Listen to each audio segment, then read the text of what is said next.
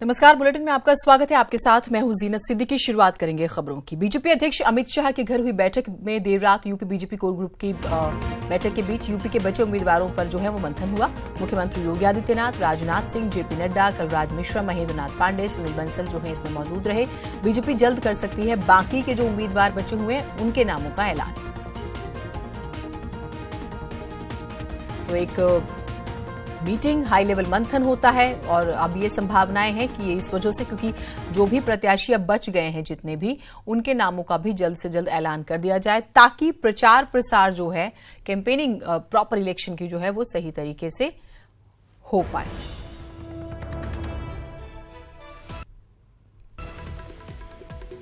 पवन गौड़ हमारे साथ, हमारे सहयोगी जुड़े हुए हैं। पवन, और क्या कुछ जानकारियां इस मीटिंग के बारे में?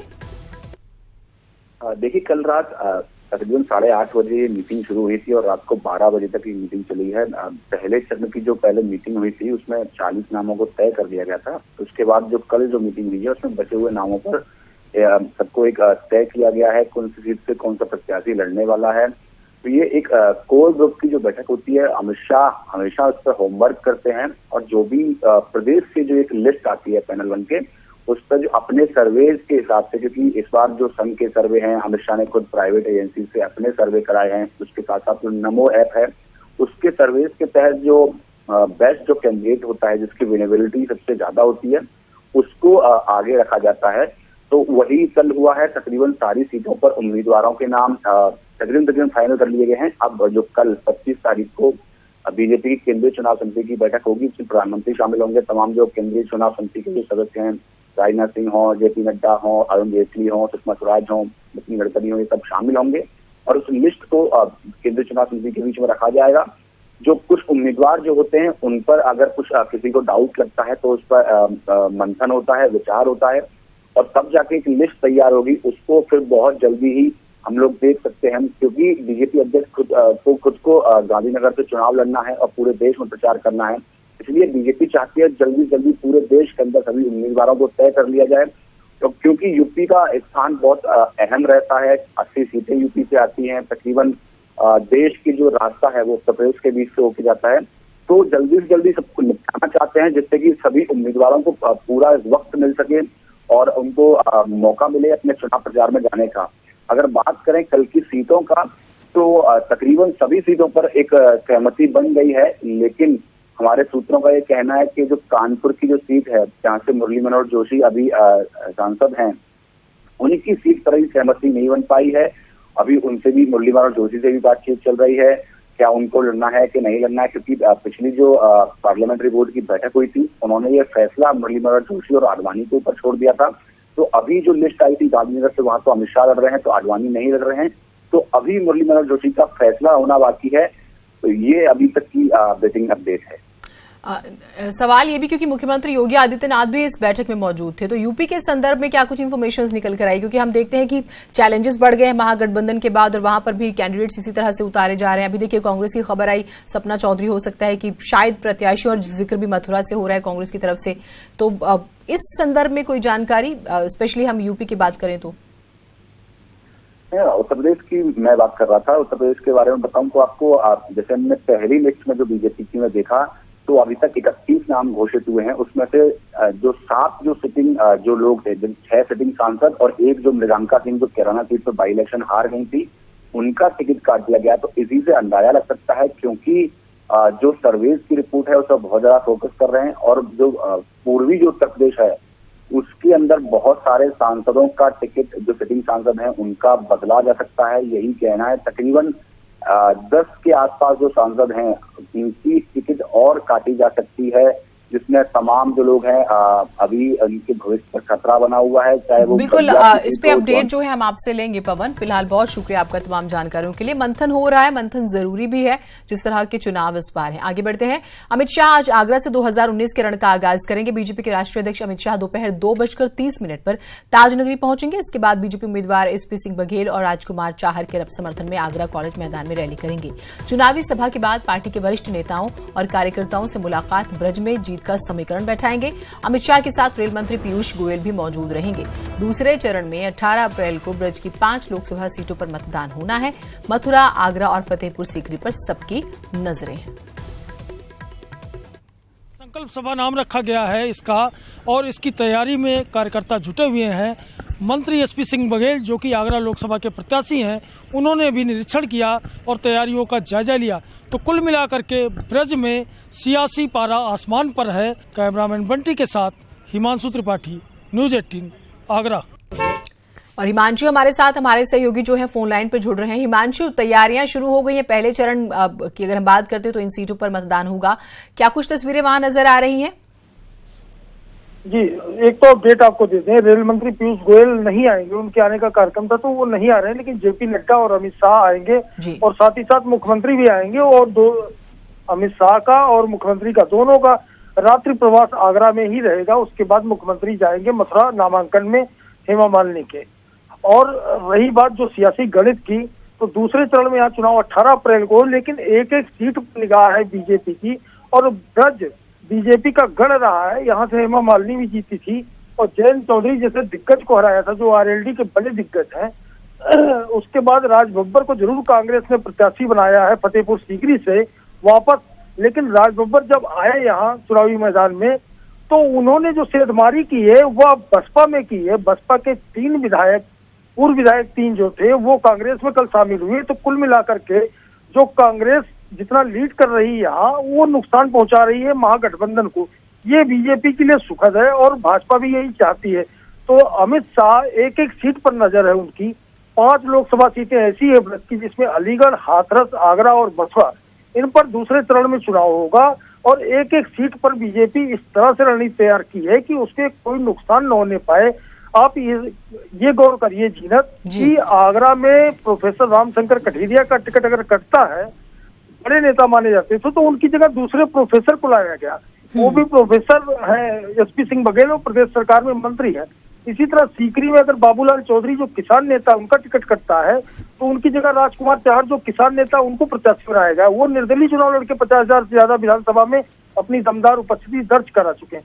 तो इस तरह से जो टिकटों को काटा गया है, उनका भी कोई नुकसान न हो, इसका पूरा ध्यान रखा है बीजेपी ने। जी, बहुत जरूरी भी है ये। बहुत शुक्रिया हिमांशु, आपने काफी बारीकी से जो है वो जानकारी दी है। और कैंडिडेट सिलेक्शन में वोट भी इम्पोर्टेंट है ही, कितना और कैसे उसका डैमेज कंट्रोल करना है जो टिकटें काटी जा रही हैं उसकी जगह पे। तो अच्छी एक स्ट्रैटेजी के हिसाब से बीजेपी काम कर रही है। मुख्यमंत्री योगी का जिक्र करेंगे। सहारनपुर दौरा आज है। पश्चिमी यूपी में वो चुनावी शंखनाद करेंगे। सहारनपुर में विशाल रैली को वो संबोधित करेंगे। रैली से पहले करेंगे मां शाकुंभरी के दर्शन पूजन। बीजेपी प्रत्याशियों के लिए जुटाएंगे समर्थन।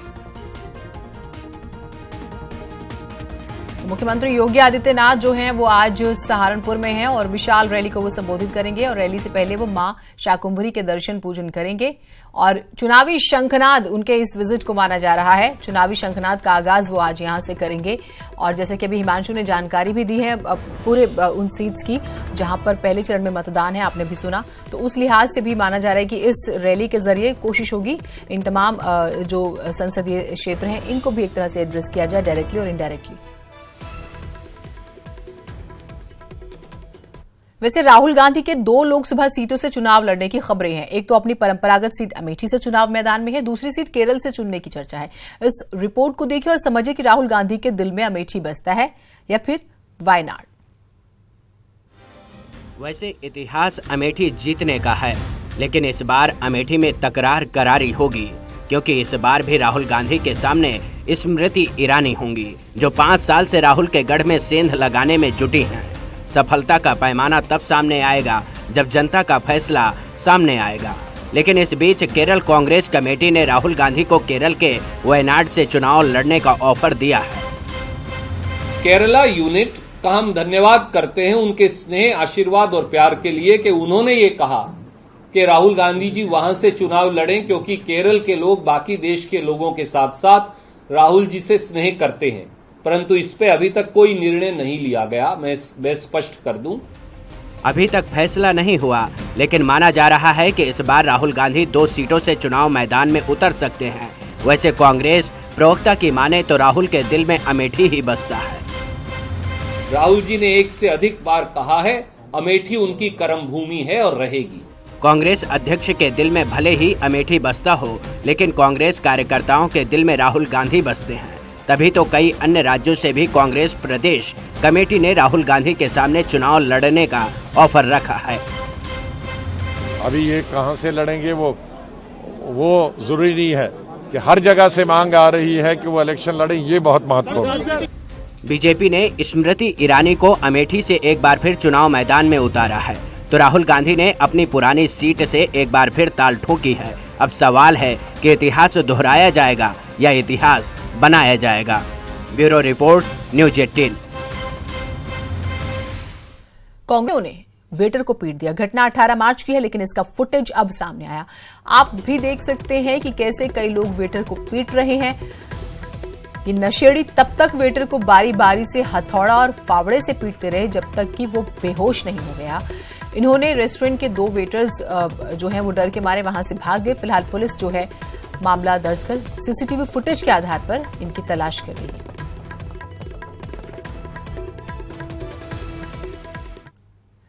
आतंकियों और नक्सलियों से लोहा लेने वाला सीआरपीएफ का सब इंस्पेक्टर खाकी के सामने हार गया। शाहजहांपुर में अपनी लापता मां की बरामदगी के लिए सब इंस्पेक्टर को पुलिस की मदद न मिलने पर रो रो कर मीडिया से गुहार लगा रहा है। उसकी मां 7 दिन पहले रेलवे स्टेशन से लापता हो गई थी।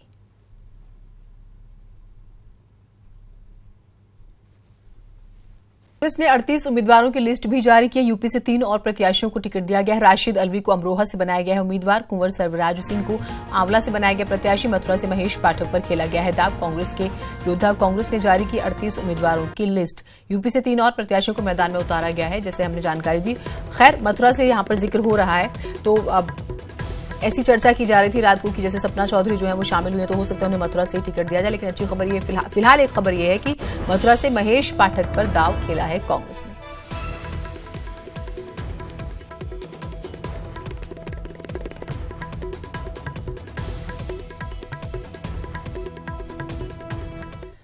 हरियाणा की मशहूर डांसर और एक्ट्रेस सपना चौधरी अब राजनीति के मैदान में दिखेंगी। सपना ने लोकसभा चुनाव से ठीक पहले कांग्रेस का दामन थाम लिया। सपना चौधरी ने दिल्ली में उत्तर प्रदेश कांग्रेस अध्यक्ष राज बब्बर के घर पर कांग्रेस की सदस्यता ग्रहण की है।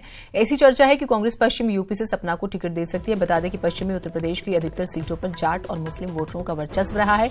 2014 में भी जाट और मुस्लिम वोटरों के अलग होने का नुकसान रालोद को भुगतना पड़ा था। जाटों ने एकमुश्त होकर बीजेपी के हक में वोट कर दिया, लिहाजा कांग्रेस हर रणनीति पर काम कर रही है।